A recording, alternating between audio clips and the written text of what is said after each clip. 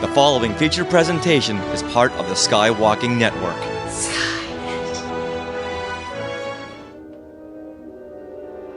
Welcome to Warsologies. This episode, we're talking about journalism and documenting history in a galaxy far, far away. From the Holonet to journalist Real Darrow from the new Rising Storm High Republic book. There's a lot to cover with our guest expert today, who is journalist, historian, and instructor at the University of South Florida, Chelsea Tatham Zukowski. Warsologies is the podcast where we bring real-world science, technology, and other fields of study, and where it connects and intersects with the galaxy far, far away. I'm your host, James Floyd. I am a freelance writer for Star Wars Insider Magazine and StarWars.com. And I'm Melissa Miller. I'm also a freelance writer for Star Wars Insider Magazine. My most recent piece was about virtual fandom and featured multiple podcasts from the Skywalking Network and included a feature on Force Fest, the awesome convention that they put on last summer. Let's get to the show. Thanks so much for being here, Chelsea. Hi, thanks for having me. Really excited, and honored to be here. What you both do kind of parallels my interests, drawing connections between real world science and research and academics, and then connecting them with popular culture like Star Wars. So obviously I love Star Wars. So anytime I can connect my academic and historical work with Star Wars is a great day. So it's great to have you here today. Chelsea is a freelance journalist. She's a writer for the Dork Side of the Force, which is maybe the best name for something ever. She's a historian, contributing editor of the Saber and Scroll Historical Journal, and an adjunct instructor of journalism and media studies at the University of South Florida. That's a whole bunch of stuff, Chelsea. Tell us a little bit about how you ended up in your career. Yeah, when you list it all out, it does sound like a lot. But I started out as a print journalist and a copy editor. And I went to, did my undergrad in journalism and media studies, actually at University of South Florida. So I've returned now as an adjunct instructor, but I eventually kind of worked my way to being a television critic and an entertainment reporter at the local newspaper here in Tampa Bay, Florida. And then did some digital producing at a local television station. So now I'm also, a freelance writer, kind of covering some local features and nerd stuff, nerd news, of course, at Dork Side of the Force. And also I'm kind of a big space nerd. So I also cover space features and kind of connecting the space industry with pop culture as well for Supercluster. Cool. That is a lot of stuff. We like all things geeky here at Star Warsologies, so your space nerdery is definitely welcome. But here today, we're going to talk about journalism and history in Star Wars, and specifically how history gets recorded in the Star Wars galaxy. In the first movies, we don't really see the impact of journalism or the recording of history. Obviously, we know we have these big historical events that do need to be documented or propagandized in the case of the Empire and the Rebel Alliance. You want to talk about that a little bit, why we see it in the more recent things, but not back in the original trilogy and the prequel trilogy, and what does that mean when we don't see it? Well, when I think about journalism and history kind of in Star Wars, I do think about kind of the newer examples, like in kind of the sequel trilogy, and even now with the High Republic, there's more notable examples of journalism and kind of like that recording of history. But I also think of the challenge of producing effective journalism for like an entire galaxy. I can't imagine trying to cover an entire galaxy. It's hard enough having even just a beat in kind of one county or one state or one country or, in one planet. You have the Star Wars galaxy, you have thousands of planets and systems, and they all have different types of government and politics. And then you have throughout kind of the Star Wars timeline, you have different forms of government for the galaxy in itself. So you start with the Republic, which is a democracy, I guess, with, senators representing each member system and planet, but then you think about each member system and each planet they each have their own government and rulers, it just seems overwhelming to me. I cannot imagine being like a journalist trying to cover what the chancellor is doing. Like, I can't imagine being kind of during the Clone Wars and trying to cover the Clone Wars and what's Chancellor Palpatine doing, and things like that. It just seems, I can't even fathom what that would be like. Well, I would imagine it would kind of be like how we have local news and national level news and international news, and there's different news organizations and reporters at all those levels, and the people who do the more in-depth stuff as opposed to the current what's happening headline news type stuff. But yeah, it's a big daunting task and for consumers to make sense of it. What do they listen and watch or read about, and how much do these individual governments that you talk about foster good journalism versus squelch down on journalism? Because you can imagine a lot of places that are more authoritarian or really only want their side of the news being reported, that they aren't necessarily that friendly to free journalism. Yeah, I feel like we definitely have lots of examples of that here on Earth, right? If you watch the local news where I am in San Diego, it's going to talk pretty much just about how whatever is happening is relevant to me in San Diego. And then, if you watch the national news, it's harder to identify. That's even farther away. So I'm trying to keep zooming out and think about if something was happening on another planet, much less in, the outer rim versus the central planets and stuff like that. It would be very hard to make that feel real, even in times of potentially, this galactic war that we see in Star Wars. So that's a good answer to the question. It's just that it's a big galaxy. Yeah. And when I first started thinking about examples of journalism and journalists and historians in Star Wars, I really couldn't think of one solid example that stuck out to me. But then as I was doing my research to talk about this, I realized that it's kind of a good thing that there's not one character that really sticks out, since, I tell my students this now in kind of my lessons, the role of the journalist isn't supposed to be the focus of the story or the subject of the story. Journalists are supposed to be conduits for information for a society that's kind of constantly craving this free flow of information. And at least in Star Wars, I, of course, would love to see more examples of how the galaxy is covered, or even just on a planetary level, or, kind of a regional level, how news and important things are reported to the people that really need to know about them and want to know about them.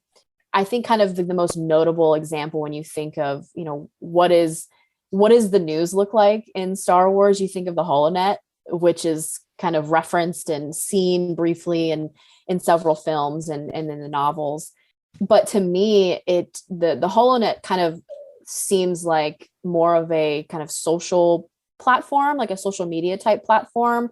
And all the references I've seen, it seems like people can easily share stuff in there, share news, even though news reports still travel along that route. But I would like to see more stories about kind of how the Holonet works. Yeah. What are some examples? I can't picture a scene that shows the Holonet. So I wrote down a few examples that I believe at least briefly reference a version of the Holonet, if not in the name. So I'm currently reading Darth Plagueis, the Legends book, and there's a few passages where they reference journalists covering the Senate votes to welcome new Republic members during this time period. And then I'm also listening to Attack of the Clones, the audiobook. So in the beginning of the novel, and then obviously the beginning of the movie as well, there's the kind of major news event with the attempted assassination of Senator Amidala. I think there's kind of brief mentions of the news of that, even though it's more along the viewpoints of her and the Jedi and the other senators kind of talking about that news. But I can only imagine that news probably spread to at least everybody else in Coruscant. And then, of course, in the book Bloodline, there's kind of that huge revelation that Leia is related to Darth Vader. So I think there's some bits of information about coverage of that too. Yeah. I think that with, in the novels and other stories, it's really easy to use journalism as an approach to getting information out to the reader, that it's like, okay, we'll use like a little news bulletin as a blurb to say, this is what the galaxy sees on this. So it gives a little snapshot, but then it helps easily get a lot of information to the reader. And then they can process it as the way the characters are processing it. Yeah, it's definitely an exposition like trope, right, in movies and books as well. So it's a good way to get here's a blurb of information without having to write paragraphs and paragraphs. Like, so-and-so overheard this newscast. Yeah, I always envision the Holonet more as just the internet, that basically anyone puts any information up there. And there's certainly, whole news channels, essentially, sites that deliver the news. And so there's, Holonet reporting. I think they basically, instead of calling it CNN, they call it HNN for the Holonet news network. And I'm sure there's other news networks too. Yeah, when you were talking about Amidala, it reminded me that I did recently read the Queen's Shadow books, but they do talk about, when Amidala like first joins the Senate, all the stories about her that are sort of like, oh, she's, royalty, she doesn't know what she's doing, she's a child out of her element, sort of thing. And then they even talk, I think, about trying to control the news cycle and get some like positive stories out there. So that's an example I hadn't thought of until you reminded me. Yes, I read that book as well, and that really stuck out to me, as a journalist, because I can only imagine kind of the news coverage and thoughts surrounding her, then becoming queen of Naboo at such a young age, and then transitioning to being a senator still very young. So I feel like, especially with Padme, there's probably a lot of news coverage of her career, of her storied career, essentially. Right. Yeah. Someone back home, her dad back home has like the clippings book or the hard drive of all the positive stories that came about her. And when we were talking about the exposition, the idea that this is sort of a trope, I really started thinking about how many movies use this, we're cutting scenes and we don't have time to show the whole scene. So we show the ZNN or whatever, CNN knockoff, newscast about something with some stock footage from a real war or something like that. And that's something that Star Wars never does that I can think of, at least when we're talking about the on-screen versions of it. But I'm wondering if like the opening scroll isn't sort of the equivalent of that. Like if they didn't do that opening scroll, they would have to give you that exposition somehow. So I'm trying to think for Solo and Rogue One that didn't have the opening scroll, if they had anything a little bit more, some other trick to give you that exposition, or you just know what's happening in those times. The Clone Wars animated series basically does a newsreel version as their opening intro, that you have the voiceover, right, but it's the whole 1930s 1940s newsreel style. On Coruscant today, the war continues. Yeah, no, I love that. I totally forgot about that. That's in every single episode. So there you go. That's a great example. I didn't really think about it like that, because I just think of the Star Wars crawl. It's a very iconic film method, and to get people caught up with what's going on and kind of what they can expect and what part of the timeline they're kind of like jumping into. But yeah, thinking about not a crawl, but like almost like a previously on, but it's more of a newsreel style that you see in the Clone Wars animated series. And that's a really, really interesting way to think about that. Yeah, because they don't specifically say, oh, this guy is giving a news report, but something in his tone certainly gives you that memory of it before you go to movies in the 19 dickety whatever, sort of news blurbs. I like that, James. I'm glad you remembered that. Yeah, I think maybe one of the reasons we don't really see that angle in the original trilogy is at the time, that this was all based on stuff that George Lucas had grown up with Westerns and 1930s, 40s pulp serials, samurai stories, and those, didn't have a media presence. And somebody likened the idea of Star Wars is the stuff that people in the 1940s would understand that it may not be their level of technology, but they get the idea of it. And possibly a 24-hour news cycle might not have been something people in the 1940s had ever considered. Yeah, and that makes a lot of sense just based on looking at what types of media and culture and kind of history that George Lucas was inspired by to create Star Wars, and especially kind of that pulpiness and the, you know, kind of that Japanese culture and history influence that we're now seeing more of when we're going to get Star Wars Visions and the Ronin novel and things like that. So yeah, it's not that it's a bad thing that there's not a news cycle element in Star Wars, and there's at least plenty of examples of that, even if it's not a specific journalist as kind of a main character. You have the importance of like the dissemination of information and communication, and also just like the recording of history. And Star Wars does show how important that is to keep, protect history and kind of protect information, or else you can have something like the Empire come along and basically erase huge chunks of the galaxy's history. Yeah, I mean, that, not exactly related to that, but it's just mind-boggling to me that over whatever one generation, no one's heard of Jedi, or no one knows of Jedi when they were, that you go back and you watch the prequels, you're like, but they're everywhere. How do you not know this 30 years later? So maybe that in itself shows that there really isn't a lot of historical recordings going on. Otherwise, it wouldn't be a myth, one generation later. I think I saw somewhere that there was some like 10,000 Jedi at the time of the prequel movies. And then you have about 2 decades later, people think of Jedi as this, they were kind of a myth, this kind of mystical religious entity. And they're like, oh, I've never met a Jedi. It's like, really? How have you not? There are so many of them and all around the galaxy. And so it is mind-boggling to try to wrap your head around how someone could not know one, or not know what they are.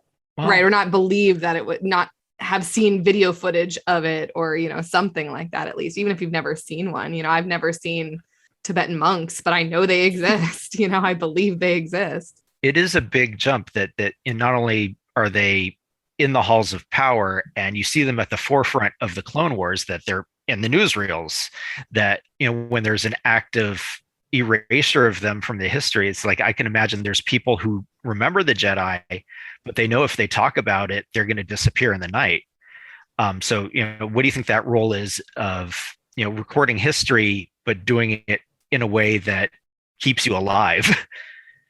Right. I mean, and honestly, being a journalist and recording history, they go hand in hand, and both can be very dangerous jobs, especially if you're very passionate about that. And thinking about how, and it wasn't overnight, but, from our point of view, kind of watching movies and watching the television shows and things like that, is that it felt so sudden that now we have the Empire. We went from the Republic to the Empire, like the Jedi are gone. And it's not like everyone just forgot about what happened, but there was just this immediate kind of taboo and like level of secrecy that you don't share this information. You don't challenge the people who are in power now, because they have created this environment that is, it's fascism, so it's what they say goes, and you don't challenge that, and you don't try to bring back history that's actually real. It's facts, because they don't want that around anymore. Yeah, it really says something about the Empire's war machine. They clearly had a branch of it that was revisionist history, or erasing history, that I'd never really thought of as being a factor before. You think of the Death Star and you think of the clone troopers and all those sorts of things, but they clearly also had a very effective team working on that. Well, yeah. How do you hide something like the Death Star destroying Alderaan? How can you? I like to kind of imagine if I was in the Star Wars universe as a journalist, how would I get that information? How would I hold the leading powers accountable? And you do see that in a different way with obviously the rebels and the resistance. They aren't journalists, but some of the things they do act like journalists. They actively want to uncover the secrets of the Empire or the First Order. They want to expose the wrongdoing. They want to expose the things that they're doing to hurt people, and they want to make it known to other people around the galaxy because they want to shine a light on it. And that's also a core of journalism. It's a core of being a journalist. And when I think about, journalism in Star Wars too, like, how are the everyday people of the galaxy having their voices heard? What does voter turnout look like? If that's a thing when we're talking about electing representatives to a republic. So how do people who are casting their votes get to know these essentially larger than life representatives who are representing whole planets or systems, things like that?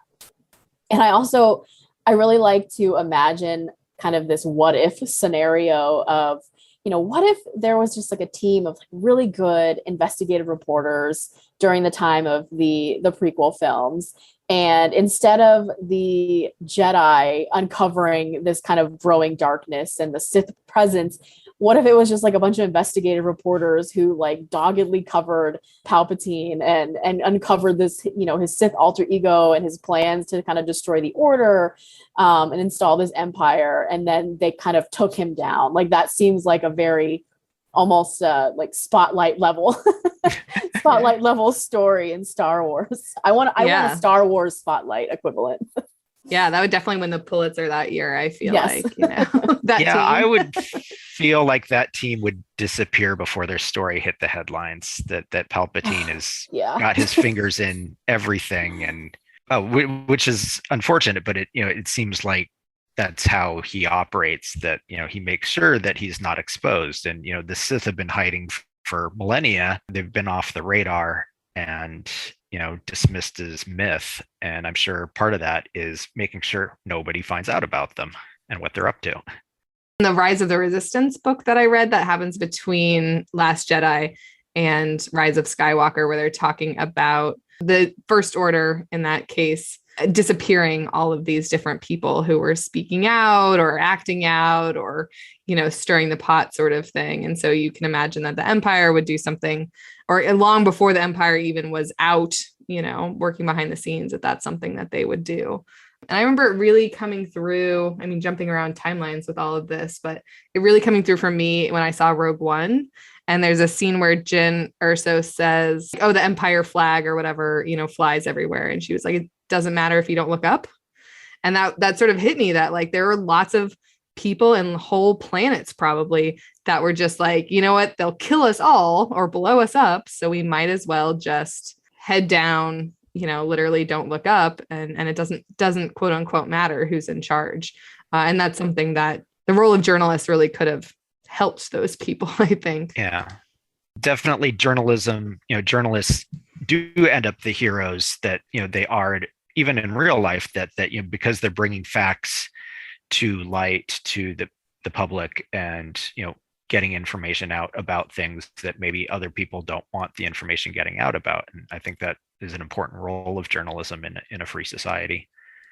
Yeah, definitely. I'm teaching, a couple classes right now, of course, about kind of the role of journalists in society and kind of where we as journalists fit in. And while also trying not to make us part of the story or the subject of the story, we also want to give voice to people who may not have it or may not feel like they have a voice. And, they have a story to tell that to them, it may seem small or insignificant, or that it doesn't matter if they speak up, nothing's going to happen. Or worst case scenario, something bad happens to them.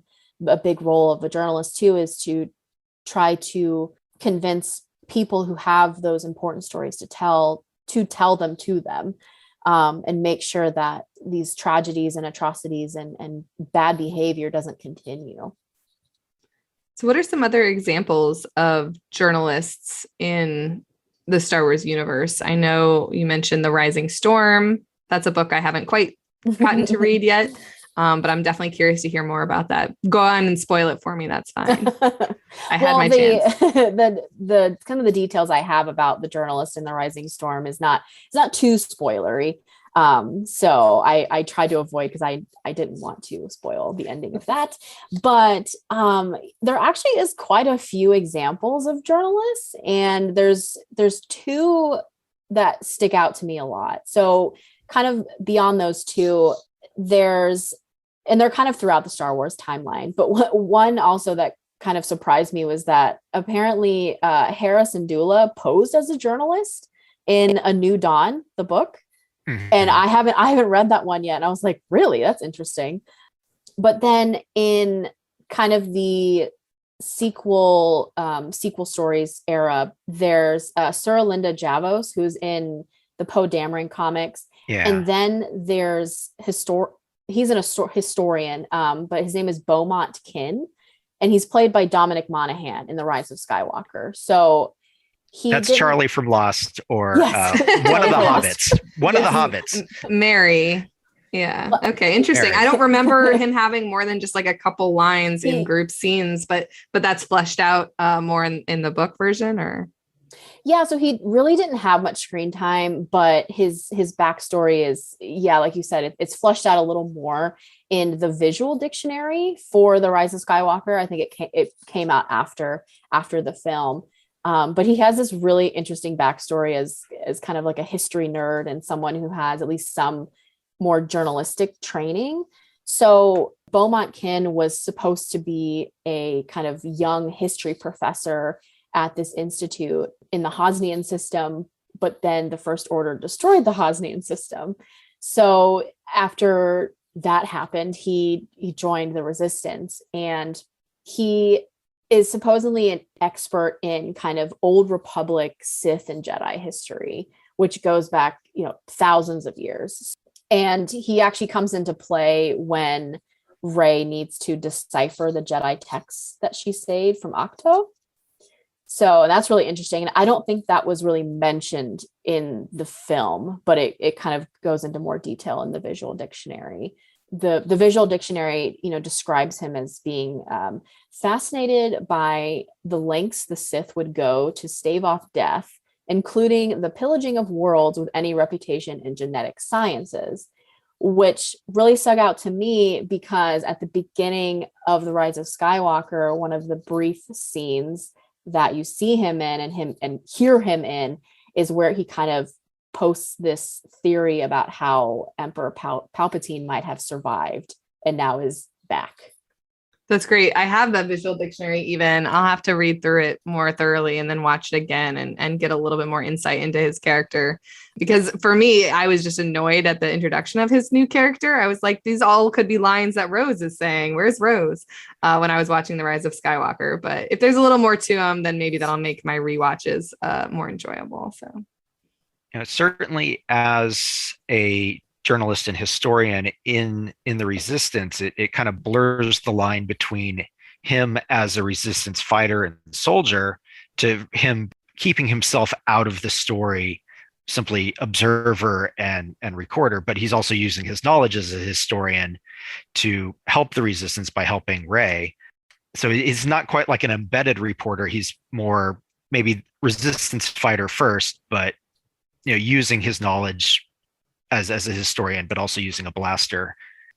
I kind of would consider him like a traveling archivist almost. So he brings this wealth of knowledge to the Resistance, obviously, wealth of knowledge about the history of the galaxy. And I would have liked to see a little more about him and his character, because if you have one person who has all of this history, and if you think about how the Empire has wiped out so much history, he's like a relic in himself.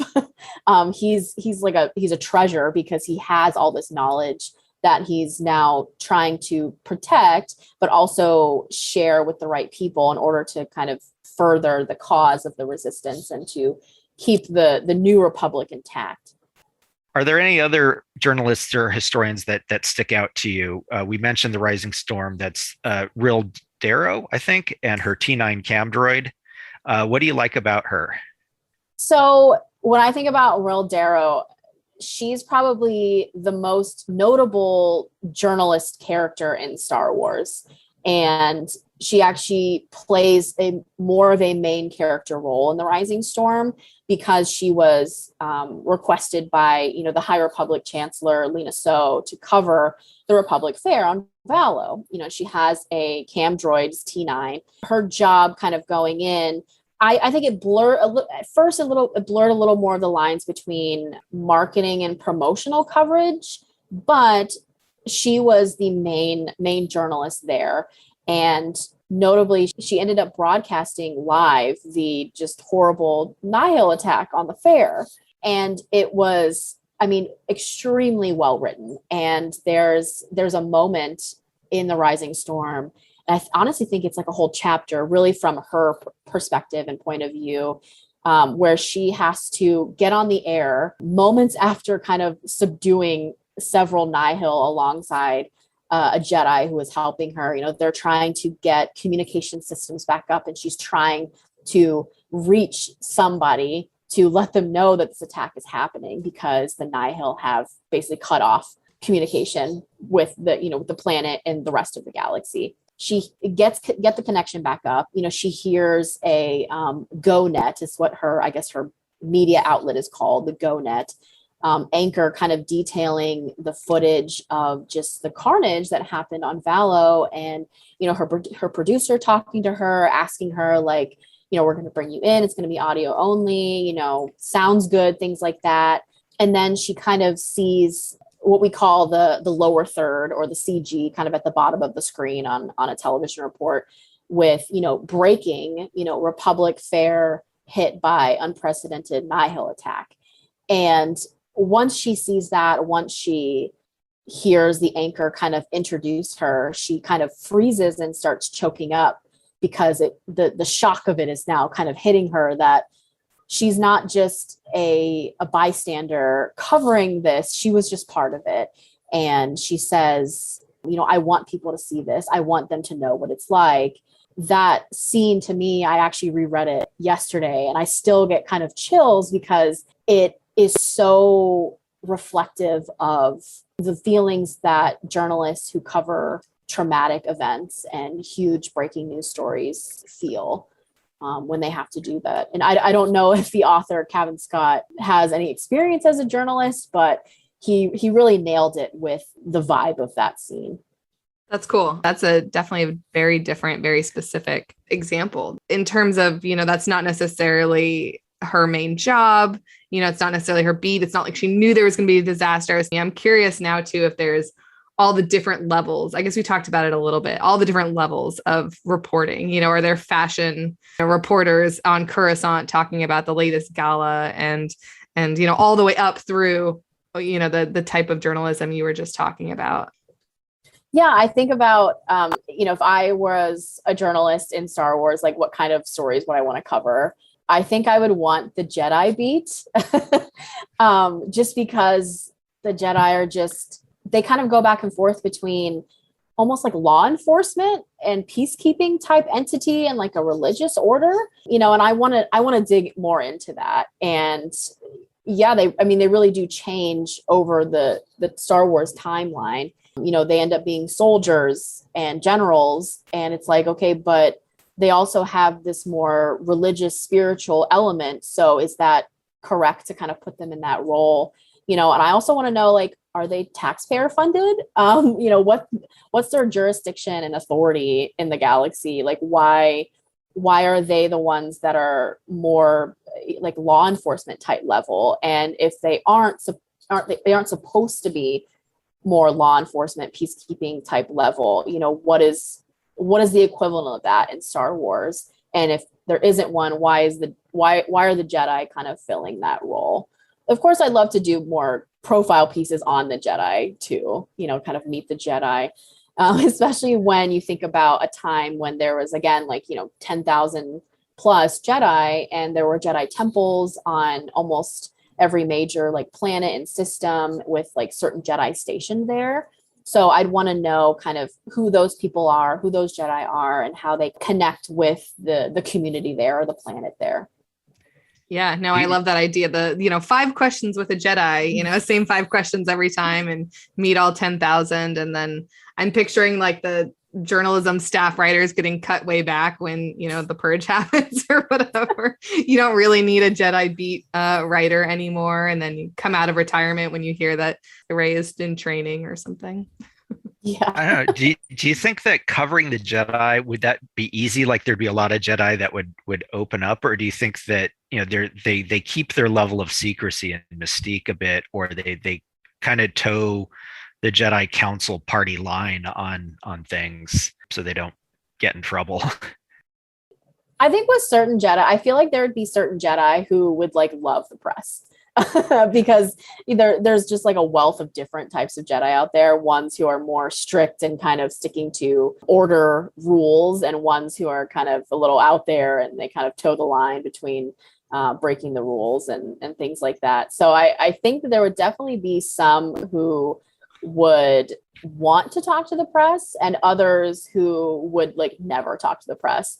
I think it would also go back to what level of access are journalists on the Jedi beat going to get to the Jedi and the council? Because if in this world, if there is such a thing as like, okay, they're taxpayer funded, then it's like, okay, well, what is public record with the Jedi? Like our council records or the Jedi archives public record.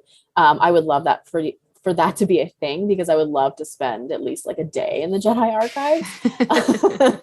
But yeah, like I would love to just kind of like dig into that as a journalist in Star Wars, of how this order came about. Why are they on such a high level with the government? What's the relationship like with the government? And then, if you feel resistance to that information being put out and given, then kind of pushing back and being like, well, you have the, Galaxy's taxpayers funded you, so this is subject to public record, state statute, whatever you have, you Coruscant statute.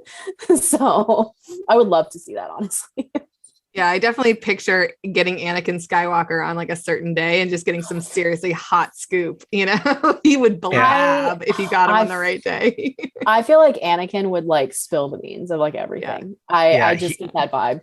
Yeah, he would love the camera. And I think he would be just a public relations nightmare for Mace Windu and Yoda. Yes. Because you could ask him. I feel like a journalist on like the Jedi beat would have him like on like speed dial, be like, all right, hey, like, what do you think about this? And he would not miss a beat, and he would tell you exactly how he feels about it. Like, I think this proposition that went forth in the Senate is stupid. Like, he would say that. Yeah, I'll bet that secret wedding and babies would have gotten figured out a lot quicker though under those circumstances. Yes. Yeah. So many examples, good and bad. The Jedi, because Mace Windu wouldn't talk to anybody. No. Oh yeah, you wouldn't even ask. You'd be too intimidated. And you'd go to interview Yoda, and we're like, we have to translate this for our viewers. Yes, you're like, wait, yeah, like closed caption. Yeah. Why so difficult it is to understand me? Yeah, and I feel like Obi-Wan would just speak in kind of like philosophical sentences. You'd have no answer. You'd be like, that's not anything like the question I asked you. Yeah. And he's like, well, from a certain point of view, it's like, oh, you again. Yes. Your lies. Yes.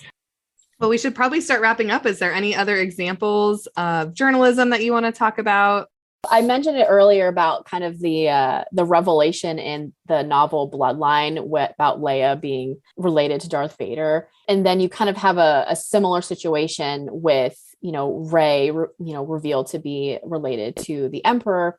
I would have loved to be the journalist who kind of got the first scoop on those. I mean, I love them to death, and I would not want to write something more like tabloid or sensational type coverage, but I would love to kind of score the first interview with Leia or, with Rey after these secrets come out. It stuck out to me in Bloodline because as a reader and as someone who's watched all the movies, it was kind of hard to wrap my head around. Well, what do you mean people don't know that Leia is Darth Vader's daughter? Like, what do you mean? It didn't click. And then I'm like, oh yeah, the galaxy is huge and not everyone knows the things that, the Star Wars fans know. And we see the repercussions of that revelation. It tanks Leia's political career. She's running for first senator, which is essentially like a chancellor position. And one of her rivals finds this information out and leaks it to the press, and it utterly destroys her career. Would you, as a fan of Leia, want to be the one that tanks her career? Probably not. I don't think I'd want to be the first one.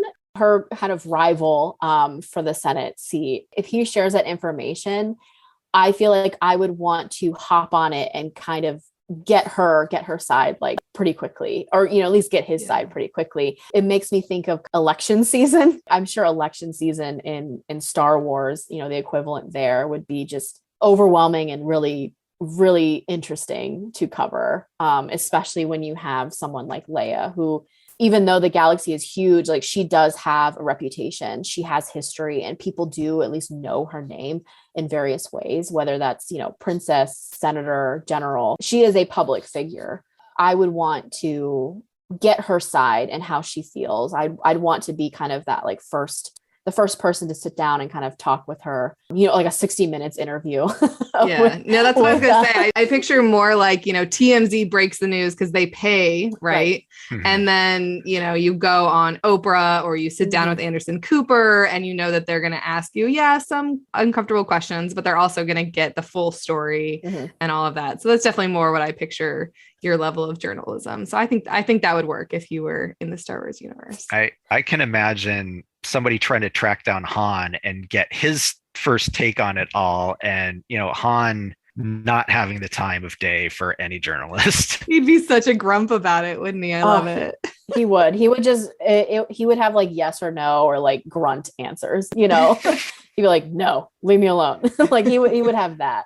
But I feel like I feel like she definitely takes after her mom, with the politician aspect, but it doesn't feel cold. When you think about Padme and then also Leia as kind of politicians and people who genuinely care about the galaxy and about their communities, they are politicians and they want to kind of spread their message, but it never really seem like they're cold and uncaring. So she would have very good answers. Not Han, though.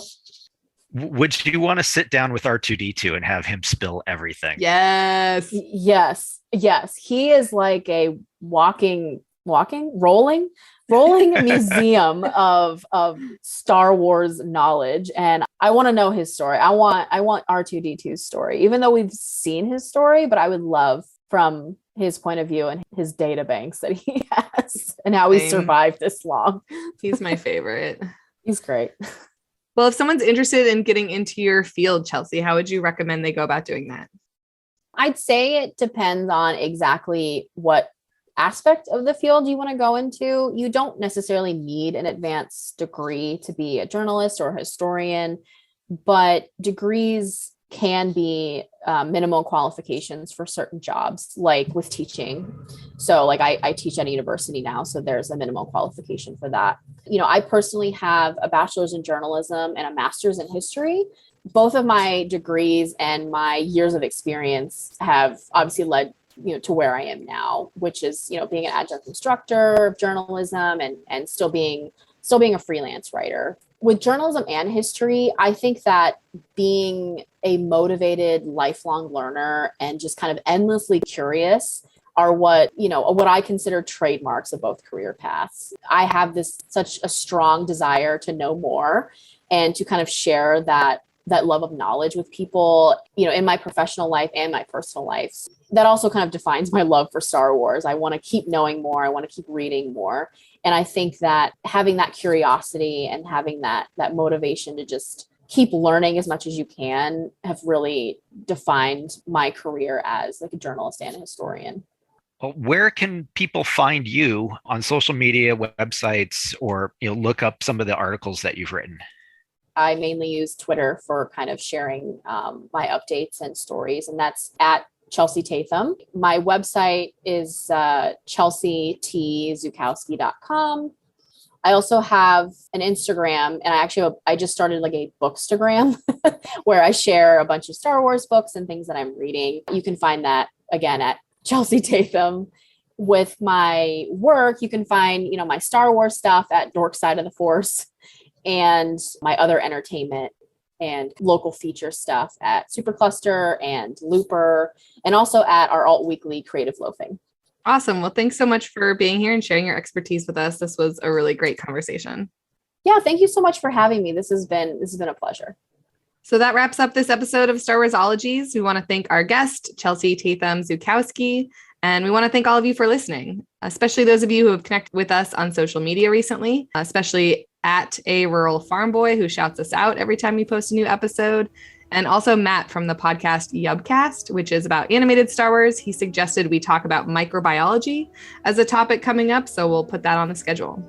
If you have an idea for a topic for Star Warsologies or know an expert we should interview, let us know at Star Warsologies on Twitter and Instagram, or at starwarsologies@gmail.com. That is Star Wars OLOGIES.